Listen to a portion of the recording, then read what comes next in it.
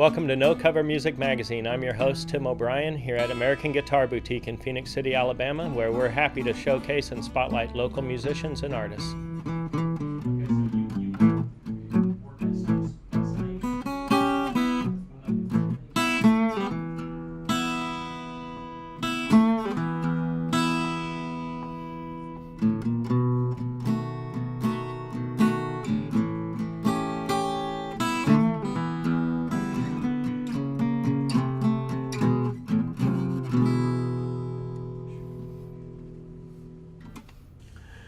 Welcome to this week's episode of No Cover Music Magazine. I'm Tim O'Brien from American Guitar Boutique, and today we have the pleasure of hanging out with Mr. Frank Silva of Georgia Quarter Guitars. We're going to talk and learn some cool stuff about two cool guitars.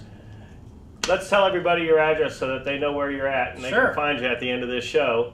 It's 1245 6th Avenue in downtown Columbus, kind of tucked up next to the 13th Street Bridge, going into Midtown. So there's a big sign in the front, you can see it.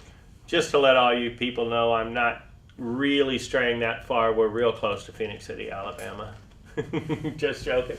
So man, this is like, I was going to call this place a laboratory, but it's way cooler than a laboratory. It's not nearly as clean. No, but it's sawdust, so it's right. got the smell of a guitar shop. That's right. So I met Frank a couple months ago. He's building some really great guitars that we're going to talk about.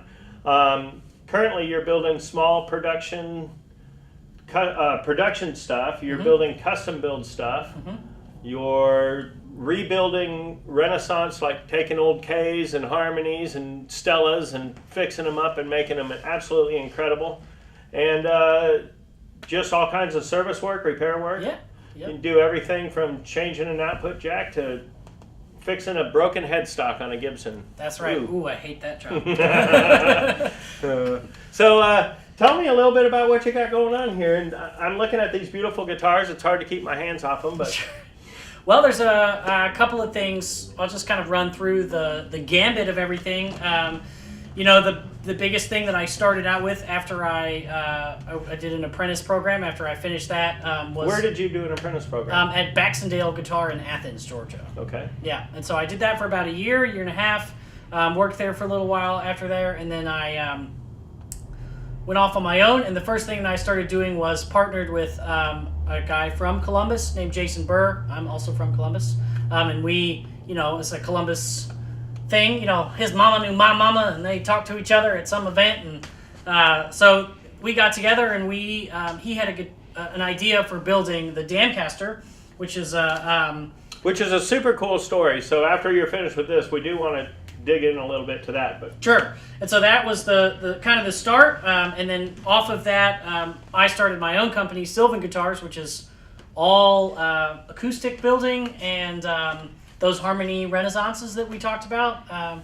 And then, now it's kind of flourished into anything goes. We do custom tellies. We do, rebuilds on things. I've assembled guitars for people. All available. So before we get too far into the guitar stuff, just so people know you a little bit better, musician? Yeah. Yes. Guitar builder / guitar player, or guitar player / builder? Definitely builder player. Yeah. It's an art thing. Yeah. Well, for me, it's the greatest joy is not finishing a guitar and playing it for the first time. That's really great, but I'm a kind of a neurotic person, so I finish it and I go, oh god, well, what's this, and I gotta do this, and oh no. But the greatest thing for me is being able to see someone else play it and really love it, or play it on stage, and watch everybody else enjoy it. Being able to see my guitar transform, hopefully, how someone plays and bring their music to another level. That's the real thing for me. So. Absolutely. That's a great way to affect other artists. Right. Without being in the band. That's right.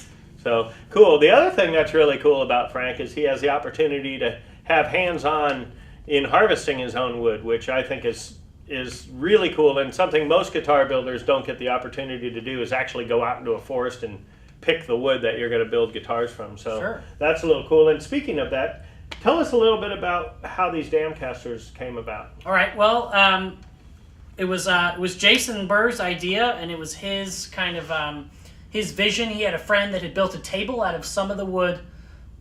So let's talk about where that wood came from. Let's start. I'll start to give you the pitch. So the Damcasters helps if I hold one.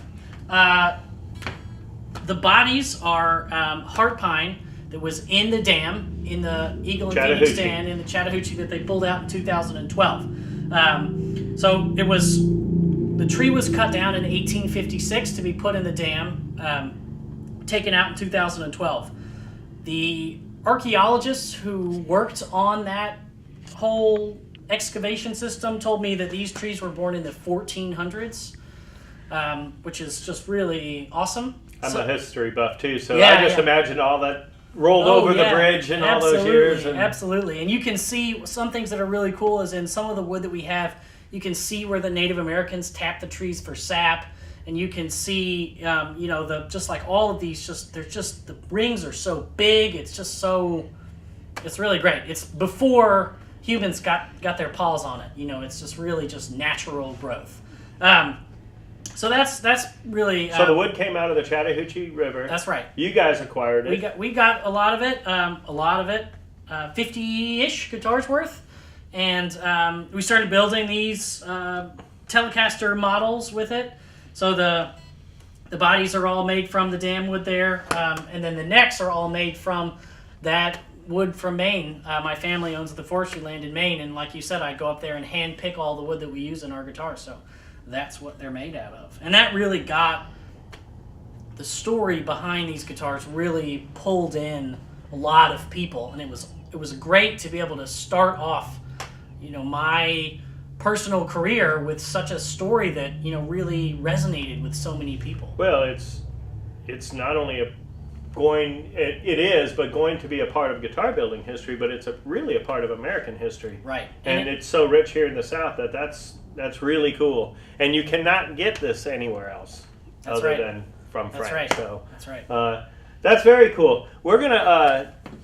There's so much here to talk about, and we want to get Frank to play a little bit and stuff. So we're gonna kind of cruise around the shop and talk guitar geeky stuff and what's going on. So just bear with us. But here, just to let you know, I just got done playing this. This is a newer build. It's got some absolutely gorgeous flame maple wood in it, African mahogany, and Frank called it the Gibson Killer because it not only sounds great, but it's super lightweight. Just a beautiful guitar.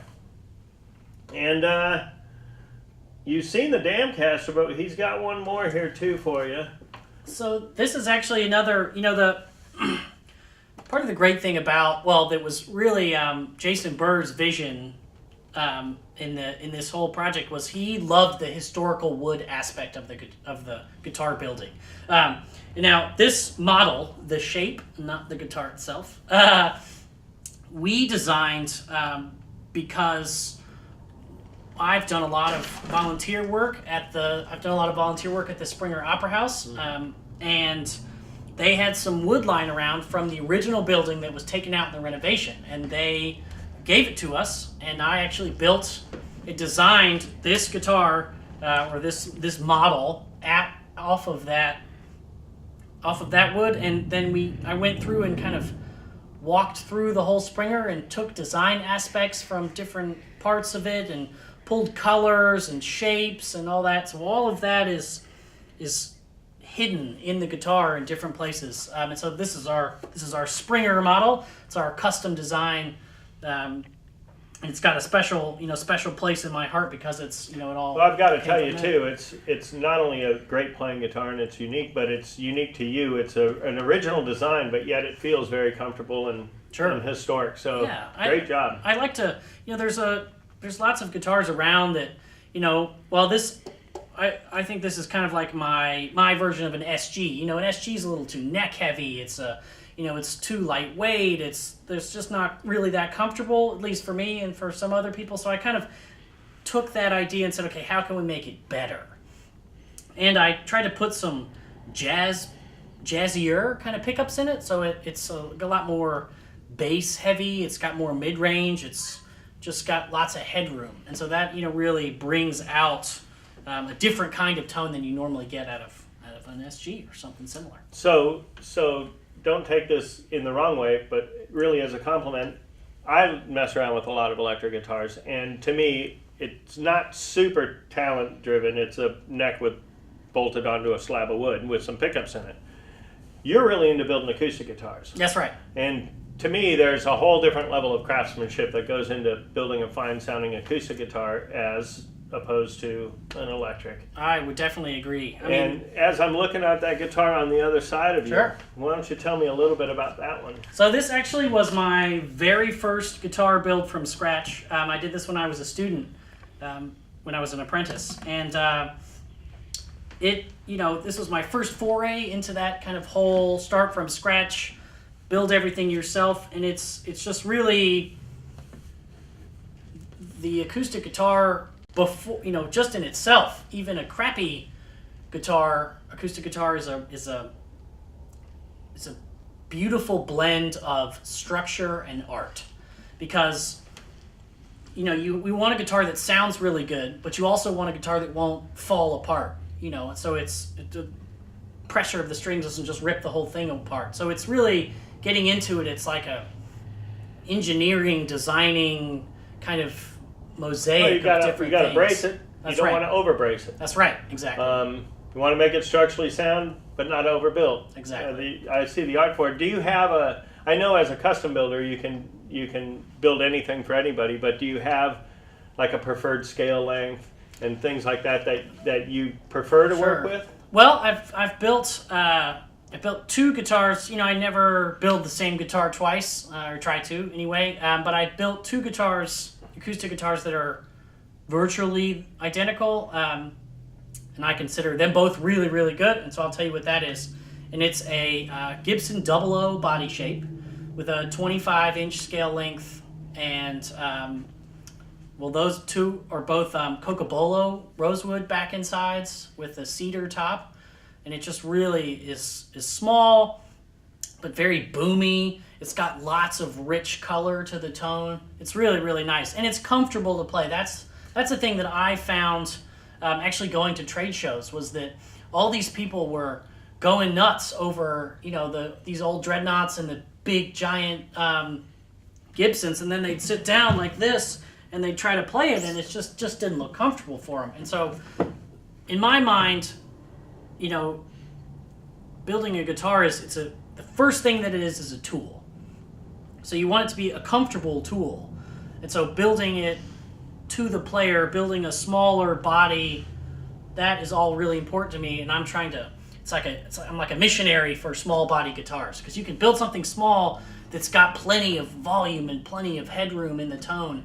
So that's what I like to do. And especially that Gibson 00 shape seems to work really well with my bracing, my building style. It just turns out some really nice guitars. Nice. Yeah. Well, let's kind of cruise around and let's get this show started. We got some cool wood to look at, and a whole bunch of instruments and a workshop. So yeah, stay with us. All right. So this is where the magic all begins to happen. Yeah. You can come into the shop and you can pick out the wood that your guitar is going to be made with. Tell me a little bit about your process and how it inspires you in your build. Sure. Well, I like to use high quality material all the way through. I don't have like, I build cheap guitars out of this, but if you want this, it's $5,000 more or something. I like to keep everything around the same, kind of a price point, so that if Cocobolo rosewood is the right wood for you, then that's what you get. But if you want something that's more mellow, or not quite as reflective, you're playing rhythm stuff, then maybe that's mahogany. And if that's right for you, then it shouldn't cost more or less than any of the other things. At least that's the way I think about it. So you're charging for your craftsmanship more than the materials that go into it. That's a standard bucket of what you need to build, but it's your craftsmanship people are paying for. That's right. It's instead of you're getting the guitar as part of it, you put the money down and you get the guitar, not this piece of wood and this piece of wood and this piece of wood. It's all about, what's right for you. So one of the nice things about what Frank's doing in this area is he's doing some rough cuts on stuff. So if you're interested in ordering a guitar, you can come down here and you can pick out some stuff on hand, see the body, see the neck, and then he can shape the neck for you, but you'll at least get to see the build that it's coming from. Right, and it allows it allows the customer to kind of look at the piece of wood and say, ooh, I like this, and then they get to watch it become a guitar, which is really exciting for them. It's kind of like, watching the whole, like a cake being created. You start with all the ingredients, and you really get to add in something. So we're kind of going backwards in a sense, because this is the wood that's ready to be prepared into a guitar. Like we mentioned before, Frank is actually harvesting the wood right out of the forest, so we'll see some rougher cut wood here very soon too. But you've got bodies here, you've got necks here, and he has a sickness. If you pan over here, you're going to see a whole bunch of really cool old Stellas, Harmonies, Kalamazoos, Silvertones. Yeah, it's all over here. And he can actually take your Silvertone or Sears guitar made in the 50s that was just really a toy and turn it into a fabulous instrument. So we're going to keep moving around. Stick with us. One of the most fun things about doing this for me is that my family owns forestry land in Maine. So I get to go up there and hand pick all of this maple, sort through it, see where it comes from, see what it's going to look like, and then they cut it up and send it down to me, and that's what I get to make the guitars out of. It's really fun because if you really wanted to, you could take your guitar that has maple in it and you could walk it right back up to Maine and find the stump where it came from, which is something that you don't really get this day and age, So one of my favorite things to do, if you bought a guitar from the Sears Roebuck catalog or a department store from the 20s to the 60s, it was made by a company in Chicago called Harmony. They also made Silvertone and Airline and those kind of companies. And they were cheap guitars. They were the base model, the beginner guitars. But at the time, they used really high quality woods, but they just built them very poorly. Flat neck sets, high action, terrible frets, hard to turn, tuning gears, just all around a cheap guitar. But because the quality of the wood is so good, what I can do is something kind of fun and special, and that's take the whole thing apart. And I take the back off, I take the neck off, I take all the frets out, and I re-brace it like I would a custom guitar. And you can see here, I've drawn in where that bracing is going to go. And you can see how each one of these braces will be individually peaked and scalloped for both structure and tonality. And if you look, you can kind of see where the old braces were. They were just rectangles of spruce that they just glued right in there. And so this is a much more high-end kind of a bracing. You wouldn't build a house with just straight up and down pieces of wood. That's why you want that X for the strength. They get scalloped out so that the top can move freely based on where the strings are coming through. That's the meat of it. Then, once it's re-braced, I put the back on it. I reset the neck at the proper angle, replane the fingerboard, refret it, make a new nut, make a new bridge, intonate it specifically with a new saddle, put new tuning gears on it, and you've got a brand new 50-year-old guitar that already has story behind it. It's already been a guitar. It knows what to do when you play the chords on it. But it's just something totally new now, and I call it the Renaissance series because it's a rebirth and a increase in the tonality in the spirit of the guitar. It's becoming what it should be, as opposed to what it was built for. So this is kind of something that you don't see at a lot of guitar builders. They're real adamant about building their own stuff. But Frank, with his Renaissance series guitars, like he said earlier in the show, he's really bringing old life back into a new market. These things are amazing. I mean, to pick them up and strum them, you go, I haven't heard a harmony sound like this before. And this is something you're pretty passionate about. Yeah. What got you into this? And tell me about where it's led you with different creative instruments and stuff? Sure. Well, it actually is how I learned how to work on guitars. The first thing that I did when I was an apprentice was the master that I was learning under said, "Here, take this guitar apart." And I took an old harmony and tried to take the back off and promptly slice my finger right open. And but this is. So that's a DNA model? Yeah, that's right. But the cool thing about these guitars is if it gets messed up, well, it's an old guitar and it's a cheap guitar. So it doesn't matter if you get scratched up or you ding it with a chisel or something cracks. That's really kind of the more messed up it looks, really the better in the long run. I mean, those are the ones that I really love, are the ones that somebody walks up on stage and you as the audience member goes, "What the heck is that?" And then they start playing, and you go, "What the heck is that?" It's a whole thing. So that's kind of, that's what I learned. This is how I learned to do it. So obviously, just like your first instrument, you've got a real attachment to it. I've got an attachment to rebuilding these things. It's fun for me. It's easy, and it just like the Damcasters, it's bringing new life into something old. I like these old Harmony Sovereigns, and I picked up these couple right here. And it's amazing just between these two guitars and talking about build, but they're pretty close to the same exact guitar, and one must weigh a pound different than the other. It's pretty interesting, and they sound different, which is really great. Mm-hmm. I think it's cool when a guitar has its own voice. What are you holding there? So this is the same size as those. It's a Martin OM shape, but it's Honduran mahogany top, back, and sides. The cool thing is the top and the back are both one piece, which is pretty significant, considering that's at least a 14-inch tree that they had to cut that piece out of. And it's got a poplar neck, which you wouldn't think, oh, poplar, ugh. Especially back in those days. Right, exactly. But every single Harmony that came out of the factory of these medium to nicer models has a Brazilian rosewood fingerboard, which is just like a fun little oh look, here's that wood you can't get anymore, but it's on all these old crappy guitars. This is a little segue, and I won't take up a bunch of time, but what do you think about Brazilian rosewood?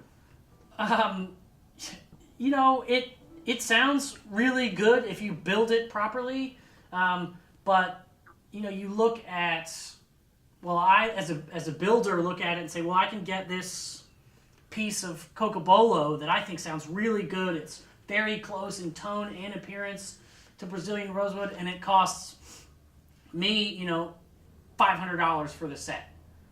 Well, then next to it is a piece of Brazilian rosewood that costs $3,000 just for the wood itself. I had a famous builder tell me once that the only reason Brazilian rosewood is so popular is because it went on the endangered species list, and he said most builders used it because it was the cheapest rosewood at the time. Yeah, and that's the thing, is it's got a good tonal character, but it's not the holy grail of guitar woods that people seem to think it is. But you're exactly right. The reason it's so expensive is because you can't get it. And so people see Brazilian rosewood and they just get all antsy and they're pantsy about it. Let me show this neat little instrument here that you built. We have an Irish musician in town that does a lot of interesting things. And Frank was just telling me about something he built for Matt. Yeah. So. And tell me about this instrument. That's cool. So this is an old K. You can see the headstock there. And Matt and I call this the Mandazuki because it's part mandocello, part bouzouki. So it's 8 strings, 4 double courses, kind of just like a mandolin, but it's obviously a lot larger. And you're using full gauge acoustic strings here instead of the tinier strings. And so it's a really versatile instrument. It's fun. You can do anything with it. You can tune it like a banjo. You can tune it like a mandolin. You can tune it like a ukulele. You can tune it just open and let it destroy the banjo that you're playing next to it. So it's got its own thing, and it's a very, this day it's something, and the next day it's something. If it's really, what I think is really cool about it is it would be very inspiring to write on. Because if you're writing music, you can put it in a different tuning and write something totally different than you were doing in the open tuning you were playing it in yesterday. And it's just got such a big, boomy sound. Do you mess with ukuleles? Yeah, well, I've done some repairs on ukuleles. especially when I was an apprentice, I did some repairs on ukuleles. But yeah, they're fun little instruments. They're instrument. They're Yeah. neat, yeah. So we got a lot of beautiful stuff going on here. I want you guys to make sure and check out Frank. He's doing some really great things here at Georgia Quarter with the Sylvan guitars, Georgia Quarter guitars, Renaissance guitars. If you have an old guitar sitting around in the garage or closet that hasn't been played and nobody can play it, bring it down and Frank will make it a breathtaking instrument for you. Why don't you give a strum on one of these Sure. things and let us take a listen to them. And when you're out thinking about buying a guitar, come down to American Guitar Boutique. We are carrying Frank's guitars in there. I encourage you to come by and check out Frank's shop, talk to him, figure out what you want to build and make your dream come true. This is the man that can make it happen.